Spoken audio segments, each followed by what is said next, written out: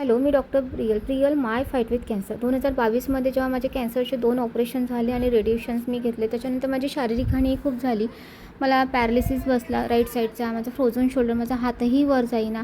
पण काही घरी मी एक्सरसाइज वगैरे त्या सगळ्या गोष्टी माझ्या सुरू होत्या, अजूनही आहेत. पण माझा त्रास आता खूप वाढला होता.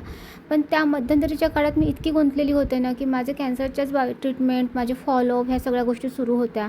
त्यानंतर नवऱ्याने डिवोर्स केस टाकली, नंतर त्याचं लफडं, मग कोर्टाच्या वाऱ्या, ह्या सगळ्या गोष्टीत माझं हे टोटली ह्या गोष्टीकडे दुर्लक्ष झालं होतं. आणि त्यात मग सिंगल मदर हा भार पत्करताना स्वतःला स्टेबल करणं, स्वतःला इकॉनॉमिकली स्टेबल करणं, ह्या सगळ्या गोष्टींमध्ये मी गुंतले होते. पण आता कुठेतरी स्टेबल झाले आणि असं वाटलं की आता नाही, आपण ह्या सगळ्या गोष्टी आता निस्तरायला पाहिजे. पुढे वय झालं तर त्या गोष्टी आपल्याला जास्त त्रास देतील. म्हणून आता मी सकाळची OPD करते आणि दुपारी मी रोज शेगावला फिजिओथेरपी सेशनला जाते. Thank you so much.